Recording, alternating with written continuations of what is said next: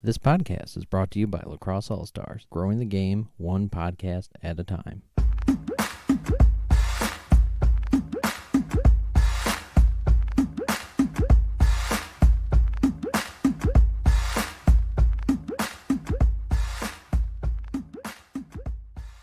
Hello, everyone, and welcome to the newest episode of the Know the Game podcast here on Lacrosse All-Stars. I am your host, Ryan Conwell, and this week we have Colton Watkinson of the New England Black Wolves. Now, Colton is someone that you may recognize if you're a college lacrosse fan. He had a great career down at Limestone College in Division II, where he was a three-time national champion, Midfielder of the Year, two-time All-American, and in the 1 year he did not win the national championship, they were actually runners-up. So quite a career down there in South Carolina. And then right after he finished up at Limestone, he became a first-round draft pick. But one of the interesting things that comes up with this is that you'd think with a career like that, he kind of was always on the top of his game, but believe it or not, he was actually cut from his Junior B team.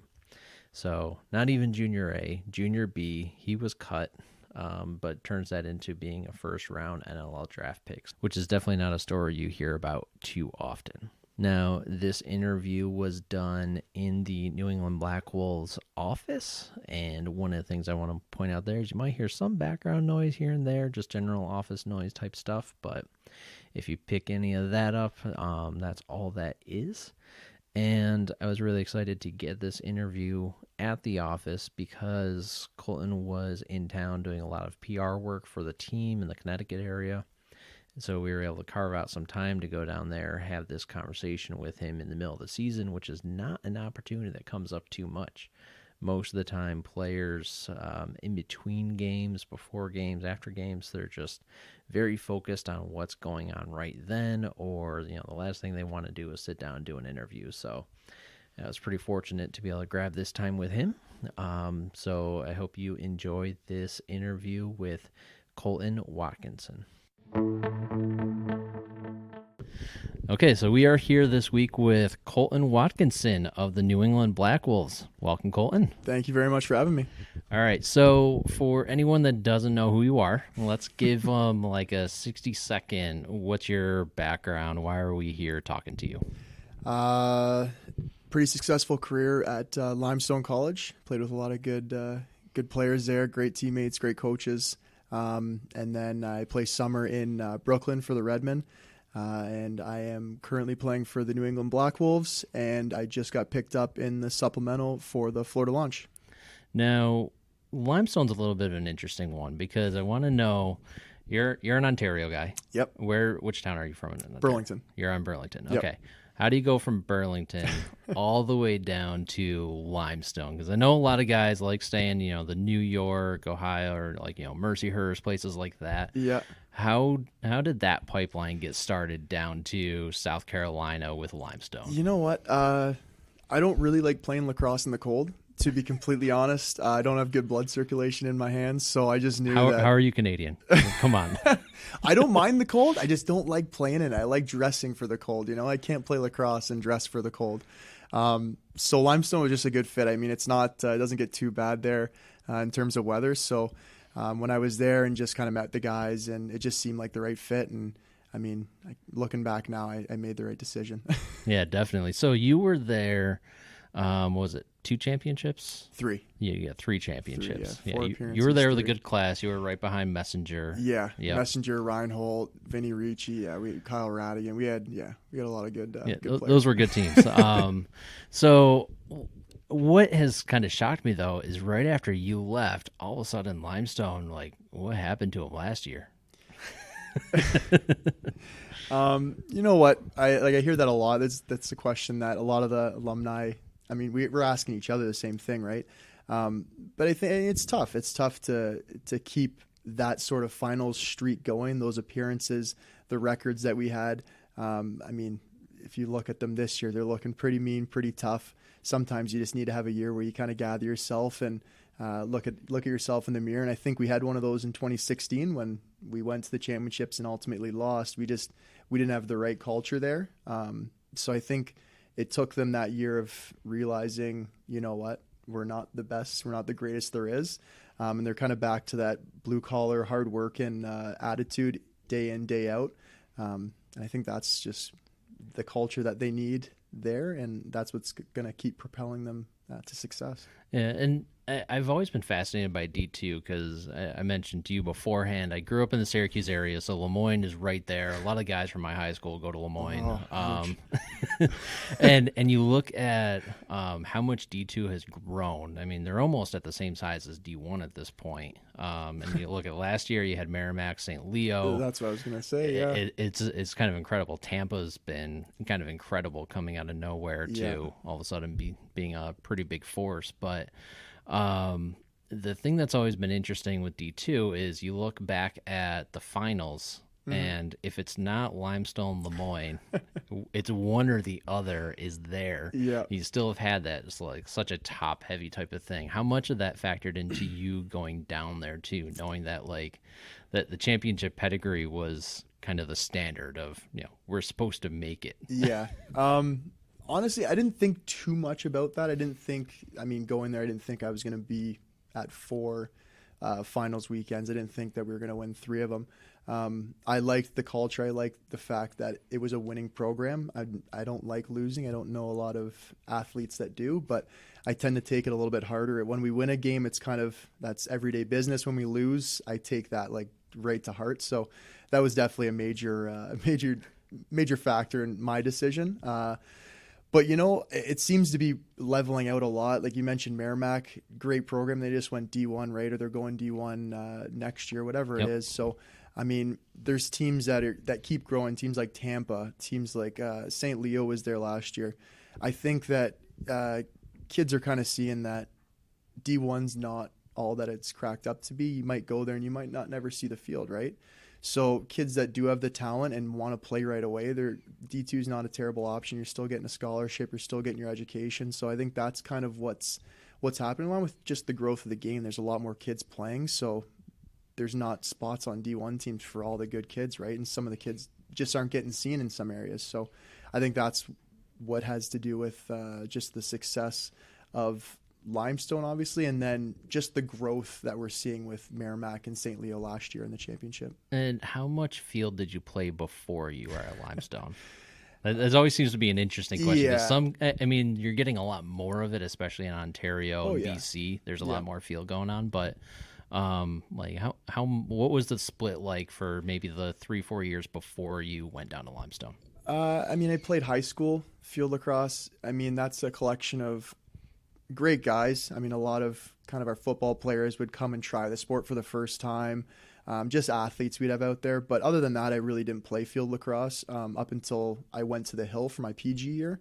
And I would say, quite honestly, that's probably where I learned to play field because growing up, I think most of us played until bantam, maybe midget field. But back then, there wasn't the same experience coming back from the U.S., having that field game knowledge from playing college. Whereas now, like guys like Riley O'Connor and guys just like him are coming back and teaching the game at the Hill or back at their old high school programs, which is awesome to see because, you grew up pretty box heavy, but learning the field game is pretty important as well. And when did you find out that you're going to be an offensive player outdoors? I guess better first question is, were you always defensive indoors? No, first year of junior, I was on the power play, playing out the O-door. It was definitely a learning year for me. I didn't make the hometown junior B team. I actually got released and played junior B in Hamilton that one year. But honestly, I think that was probably the best for me. It allowed me just to kind of get a lot of playing time, develop some of my stick skills, obviously playing offense. And then when I came back to the Buzz, back to the D door. But you know what? I like it back there. It's fun. You get to hit people, which is always a good time, and you don't get hit. So I see some of our guys after games, and I don't know how they do it, quite honestly. But just in terms of me playing offense and field, I think that it was kind of the right fit for me. I don't see myself as a D guy in field, and Coach Clark kind of put it to me in pretty kind words, but my job was pretty much just to run from half field as fast as I can at my defender, create a slide, either pass the ball off. If nothing came, shoot the ball. So, I mean, that's you can take those instructions. That plays right into my strengths, running full speed downhill. Yep. And I guess when you phrase it like that too, that's not too different than, running a break too. No, not at all. So it was, it didn't take a lot to get used to. I mean, the odd time I tried to get out of my comfort zone and do a juke here or there, or a split dodge, but that just wasn't in the cards for me. So, especially a split dodge. I mean, you're not supposed to have that off. Yeah, hand, no, right? I scored a couple on my right, but they weren't pretty. I'll tell you that. All right. So one of the things that I think Clark has to be, I mean, we all know he's an amazing coach, but especially working with players and getting them into those different spots. You look at someone like Mike Messenger, who you played with at Limestone, and I remember there was a press conference after you guys had just beaten Lemoyne, and he was saying that he saw at that point Messenger was the best Division II player he had ever seen. And I mean, he's an offensive player, and it was that game where he just ripped Lemoyne apart. Yeah. I forgot how many points he had in that championship game, but it's hard to count. It was bad. I mean, he could not miss. Yeah. And I just find it hilarious because in the NLL draft, he goes to goes up to the rush as a defender, and it's just like, wait, what? Yeah. Honestly, I think that's definitely the right fit for Mess. Not to say he doesn't have the stick skills or anything, but he's such a physical guy. Like, I mean, it's tough beating him one-on-one, and then if you have to worry about him sliding across the floor, and if you're in the middle setting a pick and roll or a slip, I mean, you don't have to worry about that guy hitting you. I saw the clip the other night. I think they were playing, was it The Rock? Yep. And he sent someone right over the boards. I mean, that was an everyday thing. He just sent Schreiber over the boards. Yeah, I mean, that was an everyday thing on the field at Limestone, but he was doing that with the ball. You would just run right at someone, and you can't stand in front of him. You're either taking that hit, falling over, falling back a couple steps, and then he's just got a cannon on him, so he's gonna put it in the upper 90 every time. Yeah, and it's the funny thing about championship weekend too is that every once in a while you get in those situations where it's just like one player just they're in. Yeah. And that year especially, he just could not miss. I think it was his junior year when that was going on. Yeah, I think that was too, yeah. Because I think D3, Sam Bradman did something similar, for Salisbury. He just he was doing the pick and pop where he would just jump back up and then fire off from there, and it was just, again, he just dominated that entire championship game. Yeah, no, exactly. I mean, and I mean, Mess had so many opportunities too, because Kevin Reisman, I mean, just such a dominant force at the X too. So Mess would score, Kevin would win it back, and then he would just go back to work and do the same thing over and over again. So it's fun to watch though. All right, so moving on from Limestone, one of the things that I did want to bring up is you mentioned you play for Brooklyn with MSL, and I didn't realize that you had been cut from juniors even younger. So what's it like playing Senior A? Because you get into the whole debate there of some people are convinced Senior A teams are better than NLL teams. When you look at how stacked someone like Peterborough, the Chiefs are a couple of those years, I can kind of see an argument for some of those. But what is Senior A ball like for you? I would say when I first started, like when I made the jump straight from Junior B to Senior A, man, little faster. Oh man, the ball was flying around. I had a hard time keeping track of my guy where the ball was. But after that first year, and then, I mean, coming back for your second year, the game slows down a little bit. Just like I think after my first year of NLL and coming into my second year here, the game slows down a little bit. You can kind of anticipate what's going to happen, and that definitely helps. I don't think they're the same game, though, when you're trying to compare Senior A to NLL.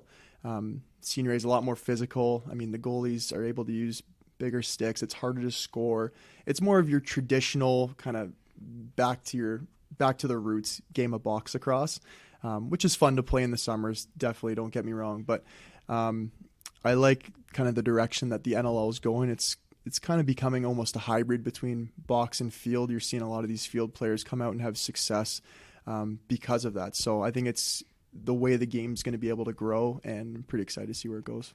And how difficult is it? I mean, just within the MSL. I mean, I'm not going to even talk about Man Cup at this point, but just within the MSL, what is that grind like? Because I remember Casey Powell was talking about the difference between Canadian players and U.S. players a few years ago, and that's one of the things he mentioned is like the multi-game series, the weekday, multiple games at that level. So what is that like as a player going through that sort of schedule? Oh, it's grueling. I mean, even just this past summer, playing Peterborough, I think I had, and a lot of the guys had an hour, 2 hour drive up to Peterborough after work. So you're getting right out of work, you're going up, playing a game, getting back late at night, trying to get some sleep. And everyone knows you can't go to sleep right when you get home because the adrenaline's still pumping, win or lose. So then you don't get a good night's sleep. You're up for work the next morning, and then a couple of days later, you're doing the same thing over again. So it definitely takes a toll on your body. It's different than playing in the NLL where you do have that week recovery time. But I'd say it's kind of like the same thing. It's what you grew up playing, right? It's you had those weekday games growing up, and you probably felt a little bit better at the younger age. But I just say it's a grind.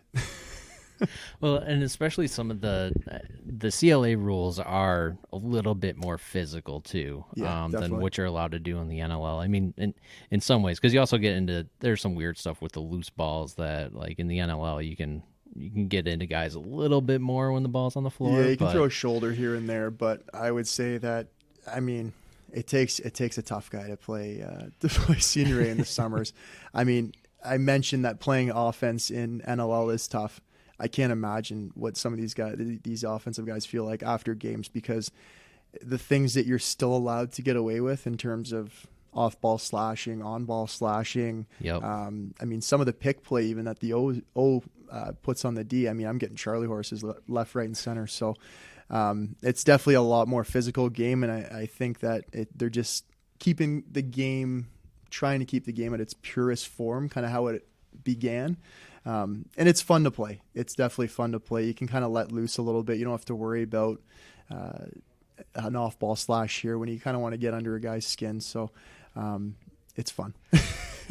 No, I'm kind of curious because one of the things you did say earlier was about how when you're playing defense, you don't get hit. And I know what you meant by that, but at the same time, as a box defender, when I first started playing actual box, that was one of the biggest awakenings was, dealing with the picks. And when you don't know one is coming, that's worse than being a forward. Yeah, that's when it hurts. The old guys like to take a little frustration out. They're getting beaten up all game. So yeah, when you don't know one's coming and they set one, I wouldn't say low, but just lower on your kidney pads, and you feel that jolt go into your back. That's definitely not fun. But I mean, compared to what they're getting out there, I mean, it's nothing. We can deal with that the odd time. All right, who sets the toughest picks for you then? In the league? Yeah. Hardest or just the best in terms of getting off of you? I think either one. I'd have to say, and I'm just saying in general, as Senior A and NLL, Curtis Dixon. I don't know how he does it, but he sets a pick and he pops right off you, and you can't stay on your feet. You got to take a step back after he sets those. And then in terms of the hardest picks, I can imagine Digby gives you a couple in practice. Jeez. He's not hard to miss though, so you kind of know that it's coming. Honestly, I think Riley O'Connor sets some pretty hard picks, and he likes to bang bodies in there. It might not necessarily be with his stick, but he's not afraid to set a hard one here and there and get to the middle. So I got to go with the hometown Brooklyn and Black Wolves guy, Riley O'Connor. I'm surprised too, because he's not someone that winds up in the box either. Because I was totally expecting someone that is regularly getting called for some of those interference calls and things like that. But all right, I like it. He plays between the lines, but don't get me wrong. If he sets one and you're not looking, you're not getting a stick. He's usually putting a shoulder into you, so you feel it. That actually brings up another interesting point, which is how does playing with guys in the summer translate into NLL play. And the reason why I ask that is when you look at some of the pro rosters, I know like Keenan loves taking guys that play together in summer, and obviously it works for him. And that even translates into a lot of the Team Canada stuff. Definitely. Because they take guys that play together in the summer, they play together in the winter, so you get a lot of those roughnecks, you had a lot of the rush, you have a lot of the rock, and there's like obviously some ties in there. So what does that actually do for you when you're playing in the summer games too? Even though it's slightly different competition, how does that benefit you guys? Oh, it's huge. I mean, offensively and defensively, you can look at it both ways. I mean, if we're going to talk defense, it's knowing what the guy's going to do before they do it. So you don't even need to be verbal as much as talking. Communication is important. I mean, I play with Laffy in the summer, LaFontaine. There's times out there where we don't talk, and I know that he's going to jump over that pick because of how I'm positioned. So it definitely does help. It saves you a couple times here and there during the game, because if the communication's not there, usually that's when there's a breakdown. But when you have the guys playing together that can kind of anticipate what each other are going to do, it definitely helps out. And then same with offense, just knowing each other's patterning and stuff like that, it opens up holes that aren't usually there because you don't get to practice as much, even in the summer or in the NLL, as you would growing up. So you're not around those guys 24/7. So every extra rep with them definitely counts. So not having practice does always intrigue me, because when do you actually get to try different things? So whether it is, working with a guy on how you want to approach picks together, because when you're in a game, that's not an ideal time to be experimenting with how a different approach might work for you. Yeah.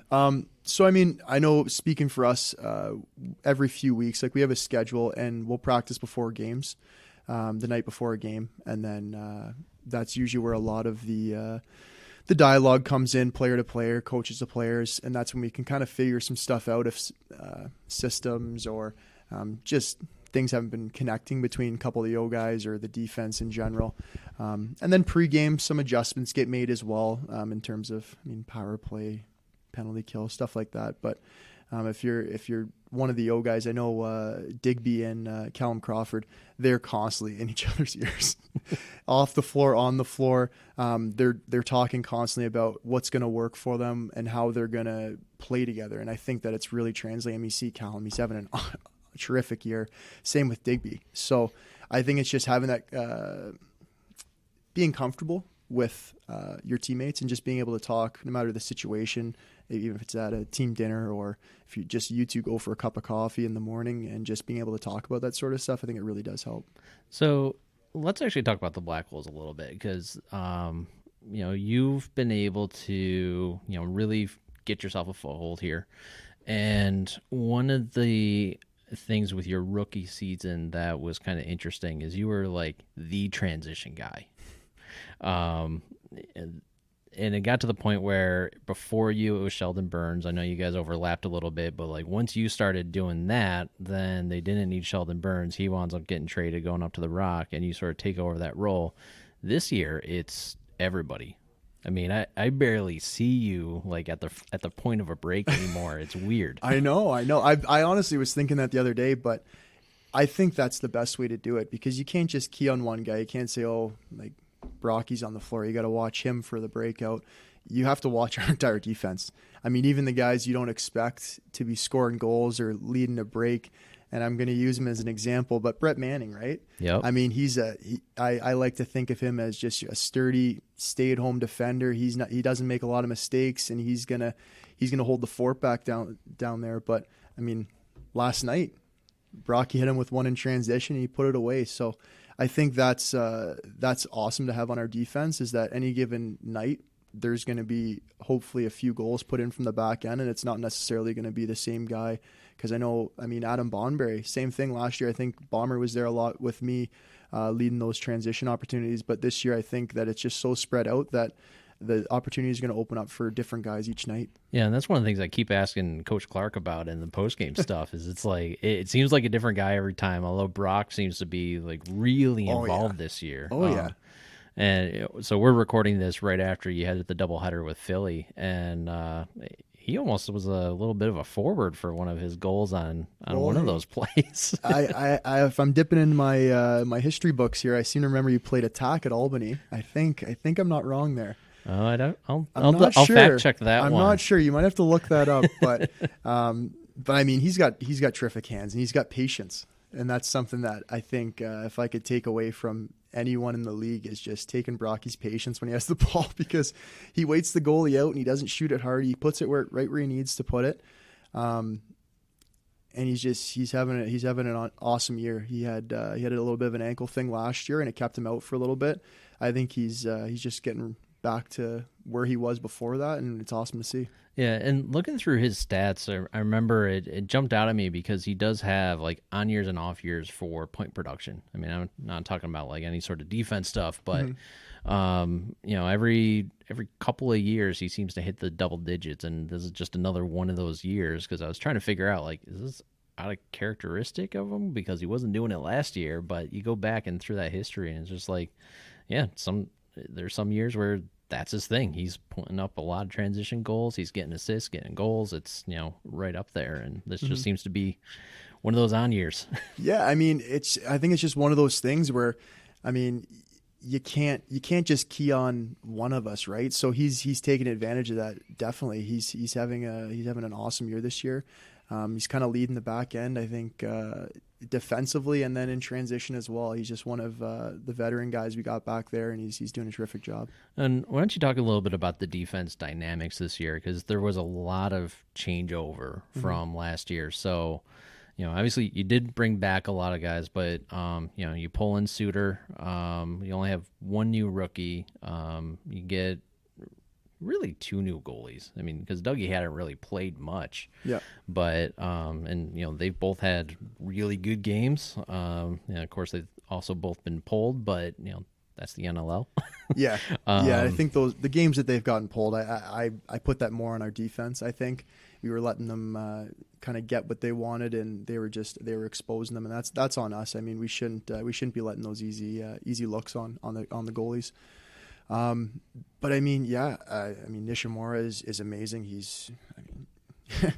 He's lightning. He's lightning fast. I like to think that I'm fast, but it takes me a while to get up to that speed. He gets to that speed right away. So he's going to be dangerous this year and years to come. I mean, Suitsy back there, he's an awesome veteran presence. He kind of, Uncle Suter. I mean, he pulls the boys together. He's always good for a laugh. He keeps it light, but when it's time to go to work, he puts his hard hat on and he gets dirty in the trenches. I mean, I could talk about the defense all day. All the guys back there are awesome. I mean, GD last night had an unreal game, winning loose balls on the face-offs. He stood out to me with that last game. Man. He just seemed at a different level. I mean, he did wind up with a goal too, and a nice little somersault beautiful afterwards. One. Yeah, it was a good one. But he was a guy that he's much more like a stay-at-home sort of guy. I mean, he carries it up, but even with his speed, it's not something he tries to do too much. But he was jumping out at me. Yeah. Honestly, I went up to him after the game and I said, "You had a good game, old man." Like, where did that come from, man? But he was all over the floor. That took a lot of heart, because he was getting beaten up out of there on the face-offs, getting those loose balls. But that's exactly what we needed. I mean, Fournier did an excellent job. I kind of called him. He was annoying Baptiste all night, because I mean, Baptiste is terrific at the X, but. Fournier was doing a good job pestering, and then GD was just coming up with those loose balls. Same with our entire face-off team. So they did an awesome job last night. And how do you feel with the offense right now? Because, I mean, it's a lot of returning guys. Yeah. But, pulling Digby in is a totally different look. And I know they'd try to get him in the past too. But he's changed things up a lot. Obviously, you already mentioned Calum is, pretty amazing this year. So how's that working with, locker room type stuff? How's everything meshing? Honestly, I think everything's meshing very well. I think we have the right guys in our offensive system, and that's where you're seeing a lot of success come from. I mean, Cal and Digby, they work terrific together. Like I mentioned, they're pretty tight, so they're talking a lot about, if I'm doing this, I think you should be doing this, or when you're doing this, this is what I'm doing. So I think that's where you're seeing both of them having terrific years. You had a guy like Downsy there, one of our rookies, and he's fantastic. I don't know how he comes up with some of the loose balls. I don't know how he does the moves he does, because I don't think I've ever done any of that in my entire life, in practice, in a game, in minor. It doesn't matter. I haven't done any of that stuff. You got a guy like Bucky coming back. He's getting healthy, which is amazing to see. I mentioned Riley O'Connor, and he just does all the little things, and he's still scoring goals, getting assists, but he does all the little things for us on the floor, which is amazing. And then Davey Emla, one of the American boys. Getting his I don't know first what else real to say. box stuff. I mean, because he hadn't been on NLL before, but yeah, and he got his first goal. Yeah. But he's awesome out there. He's such a water bug. He's all over the place. He's doing all the right things, and I think he's kind of like our Riley on the right side, which is, I mean, you need a lot of those guys. You need guys to do that sort of stuff. So it's good to see. All right, so one of the things I want to talk to before I jump into the last 5 questions we like to end on is, especially since you mentioned Downsy, you were in our Lax All Stars Invitational this past year. I was, yeah. And so I was running the house team, and this is for anyone listening in, and running the house team, you're fighting an uphill battle no matter what, because nobody really knows each other. At best, 2 players that played together, and I think that's the max we ever had, was and 2 guys knew each other. So we get the way the seating works out, we get a D, so we get to play against one of the A or B teams. You were on, I think, a B team, the Young Guns. The Young Guns, yeah. And I don't know how I got on that team, because there was a lot. I always felt like the old man on that team. I think you were. I think I might have been the oldest. Honestly, I think I might have been the oldest. But I'm young at heart, so it worked out. So it was you and Tyson. Yep. Were there any other NLL guys on that team? Not at the time. Not at the time, right? No. Yeah, I mean, and honestly, I wouldn't be surprised if half that team winds up in the NLL at some point. A lot of good young guys on that team. And I know a few of them are playing in the ALL right now too. Yep. But so with that, what was your experience like? Because I know Downsy was a guy that we played against with the house team as well, and you guys routed us our first game. I mean, it was bad, and we didn't even feel bad about getting beat that much, because it was just yeah, just keep scoring. It's kind of cool. Just go for it. We knew we weren't going to win it, so just keep playing good lacrosse. Go for it. Honestly, I had an unreal time. I mean, the group of guys I was with were really fun to hang around. I've never been to a tournament like that. I've never experienced something like that outside of minor, being in obviously an invitational tournament. But it was a lot of fun. You guys ran it very well. Nothing but good words to say. And it was awesome seeing Team USA out there, really trying to get the box game going for a lot of their field players and develop that program. That was awesome to see. I mean, the Thompson team was just terrific as always. They were even shorthanded and won in the first place, which is just crazy to think about. Every year, I still can't believe that they're able to put together the teams that they do. Yeah, no, it was there was a lot of good players there, so it was a terrific time, lots of fun, and definitely looking forward to hopefully being back next year with the Young Guns, and we're making a push for it. We're gonna try and win the crown this year. Because where'd you wind up? I want to say third. Okay. I don't know if I'm remembering correctly. Third or fourth. No, you were lower than that. Oh, that's right. We were gonna get the bye, because one of the teams, because you had the 2 USA teams for top. Right. You had Thompson's and you had Gold Star. Yeah. So Israel, being in that top 4, then right. You guys were somewhere in that next level. That and honestly, I don't remember. know why I can't remember, but I can't pull it out of my brain right now. But, all right, so we'll just say 8th. Yeah, we'll take it. But that's okay. We're coming back hungry. But I think that's what I love about that tournament too. Is you guys have serious talent. There's nobody on your team that isn't a box first player, and you're still outside of the top 4. And another team that I kind of lump in with you, I don't know if you want to playing them, was Graftex. Mostly RIT grads, but that also meant that they had Brad Gillies, they had Matt Hossick, Kyle Killen, who's out in Colorado right now, and they didn't even get in the top 4 either. I mean. Like both Team USA teams, they did terrific, and a lot of those guys. There's not a lot of guys on that team that are from a box background or even play box professionally or consistently. So seeing those teams do as well as they did was awesome to see, because obviously you want the game to continue to grow. It's nice seeing Canada win gold medals all the time in box, but you want to see a little bit of competition, because that's kind of what breeds the game to reach new levels professionally and at the minor levels. So that was awesome. And then, like I mentioned, it was kind of cool seeing. It was the first time seeing Baptiste take some draws, and I was amazed at that, because he's a true professional at what he does. He's very good. And then just being able to be around some of the guys like the Thompsons and just some of the premier players in our league, and just kind of getting to know them on a more personal level was awesome. All right. So do you think you can get a couple more of the senior A type of guys out there into that tournament next year? Definitely. I told you, the young guns are making a push. Stay tuned. All right, you get cap out at like 25 though. Then you gotta get the old guns out there. I'll be too old then. 26 this year. Come on, give me one more year. All right. So last question with the last night though is, do you still have the swoveralls? I do. I do still have the swoveralls. All right. And they are my go-to. Walking around the house, lounging, going to the grocery store outfit.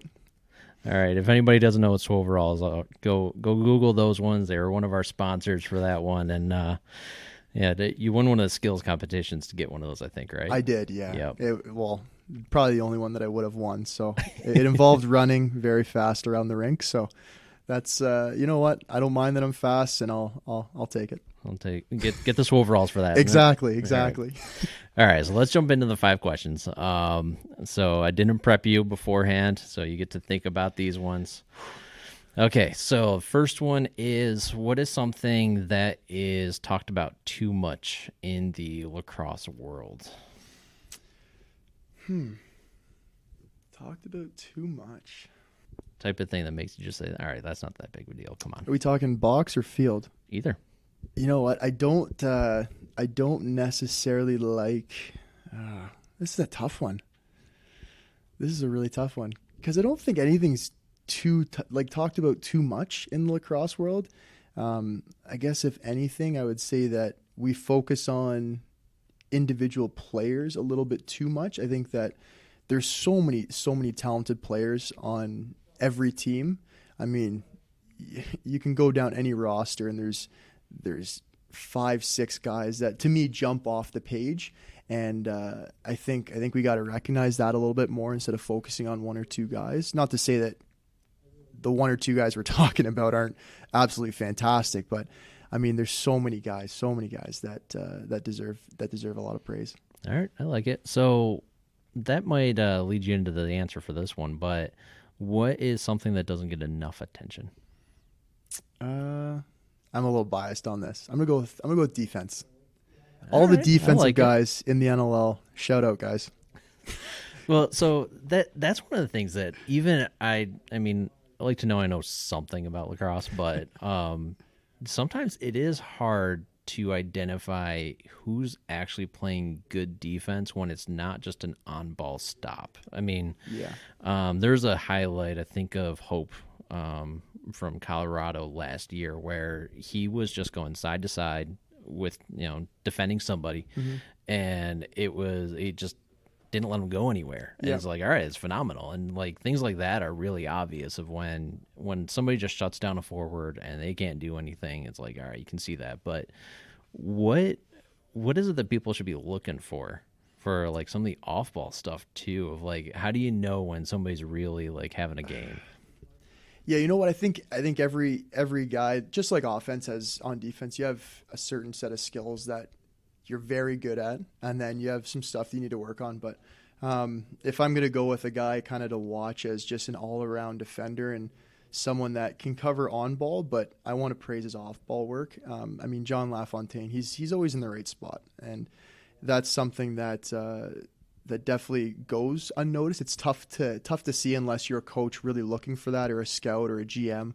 But that sort of off-ball work, it helps the rest of the defense, because you might have a guy that might not be the best on-ball defender, but if he can help off-ball and slide correctly, or even just communicate and sees the floor well, that's something that you can't really put a price on. Yeah, and that's always fascinating watching Brody Merrill because his loose ball numbers are always through the roof. And Joel White was another one that's a lot like him because the ball just appears where they are. And I could never figure out how that happened. And like you start trying to track them really closely. And like you said, being in the right spot, it's like, all right, shoot, the shot's coming from the lefty, shooter spot. If that's going to go wide, then it's going to be over here. And you see him take like, one or two steps over. And then all of a sudden it's just, it's he's right there. in the stick. I'm like, how? Yeah, that's definitely something that I am trying to work on because, I mean, spoke earlier just in terms of like transition, and that's something that will definitely help, I hope, with my speed. If I can get a loose ball without anyone else even knowing that I have the loose ball, it's going to give me a couple more seconds to get down the field. But yeah, guys like Brody Merrill, and I mean, he's fantastic. And just those subtle things that you can do in terms of positioning, knowing the right places to be when a guy's shooting. I mean, that's something that, again, you can't put a price on those things, and they mean a lot to your defense because if you're not having to stay out there for a minute here, a minute 30 there, if they're not getting repos and you're getting 30-second shot clock and you're back the ball, you're getting more opportunities to score. So, yep. I mean, that's the name of the game, right? All right. So next question is, I can only imagine with back-to-back you had with the guys this weekend, but what's something from this past week that just made you laugh, lacrosse-related or not? Honestly, everything that Callum Crawford does tends to make me kind of just giggle a little bit, if not just fully break out and laugh, because if you haven't met him, he's one of a kind. He's always doing something. He's always... I like to think of him kind of as a showman, even when the cameras aren't on. So that's just his personality. And last night was funny. We were just hanging out, me, him, and my girlfriend. But it was just a ride. He's just a funny guy. All right. This one's a little interesting. Is let's say you win the lottery or something, you get $50 million that you have to spend in lacrosse somehow. Okay. How would you spend it? Where do you think is the best place for that to go? I think I'd probably spend at least half of that a quarter of it, I guess, in Canada, probably trying to develop the field game a little bit more. I'd spend the other quarter probably in the U.S. trying to develop the box game. And then the other half of that, I think I'd try and put that overseas, and I'd try and grow the game a little bit out there as well, because I mean, you see on the wings, they have a kid from Finland. That's awesome to see. I mean, oh, definitely. I wouldn't even thought of that. Even he's playing well too. Yeah, he is. I mean, even a year ago, I wouldn't have seen that coming. So, if we can keep growing the game like that, I always like to think that we're the NHL back before it was the NHL. Back when guys obviously had the part-time jobs, and I think the big thing in developing that was just worldwide recognition of the sport. So, if we can start that and continue to grow that, that's what's really gonna, make the professional game pop off the shelf. Yeah, I like it. All right, last one is, this one might be a little tough, but what was the last lacrosse game you watched for fun? For fun. Honestly, I watched, we were in Georgia for the first game of the season. I'm trying to remember back now who was playing. I want to say Philadelphia was playing. I can't remember who they played the first game of the season. Philly Buffalo. Yeah, that's the last one I watched. No scouting there, fun. Just kind of sitting back, watching it happen? No, it was just, you know what? It was tough with all that CBA stuff going on, and when lacrosse was finally back, it was very exciting, and I just wanted to immerse myself in it. So it was Dougie Jameson and I are roommates, so we turned that game on in the hotel room, and we just sat there, watched the game, and just enjoyed it. We didn't try and critique anything, didn't try and analyze, didn't try and scout. It was just us sitting there watching the game, so it was fun. I love that answer, because you're the first person that I've asked that to that actually said a game from their own league. So if I ask a college person, it's pro. A lot of people do USA, Canada. A lot of it's the Final Four. But you're the first one to actually be like, no, I can watch my own league for fun and not have it just be ripping things apart into X's and O's. There's so much skill out there. I've been saying it the entire time here, but there's so much skill in the league that it's a treat to watch. I mean, if I had to watch our team, I would 100%. I'd keep my eye on a couple of guys, but it wouldn't be to scout. It'd just be to watch kind of the magic that they create. Because, I mean, as a D guy, D transition guy, I don't have the hands that some of these guys do. So seeing what they do on the floor is pretty cool. I like it. So before we wrap up, where can people find you online? What's your handle? It's pretty easy. It's just at Colton Watkinson. Very basic. At I my like first it. and last name. All right. Well, thank you for taking the time out of your week, and hope the rest of your season goes well, and keep playing that good, solid defense. Appreciate it. Thanks for having me on. All right, thanks.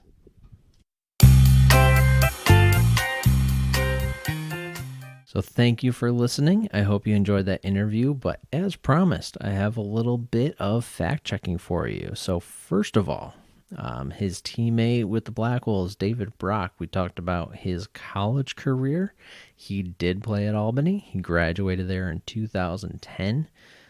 So some of the players that you might recognize there at that time was Joe Resiteritz. He was not there at the same time as the Thompson brothers, so Ty and Miles were there the next season, which meant that Lyle was 2 years after Brock had left. Brock did not start his season as a starter. He was officially listed as attack midfielder.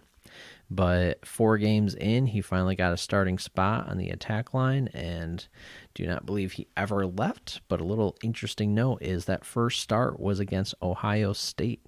And as an attackman, he was paired up with a defense that featured Brock Sorensen, who is, of course, with the Toronto Rock that the Blackwolves just played this past weekend as well. So that's some good symmetry, or little circle of life sort of thing right there. Anyway, back with Colton, we also talked about his Young Guns team at Lasny. Now, to tease him a little bit, I said he went down to 8th, just because you have the first place game, the third place game, and then you have the ones in the qualifiers underneath there that did not make it to the semis. So he was one of the teams that lost a quarterfinal, but they wound up winning their follow-up game, and that got them into the 6th place game. And in the 6th place game, they lost to the Onondaga Redhawks by a goal, just 6-5. And the Redhawks are always a tough out in that tournament. So losing 6-5, they got 6th. Redhawks got 5th. They were right there on the border. So when he talks about them making a push, they're not far off. They actually did play the Thompson brothers team earlier in the tournament. They lost to them 9-8. So again, just another 1-goal game. They also beat the Custodes out of Radotín, Czech Republic team. They beat them 6-4 earlier in the tournament, so 2-goal win.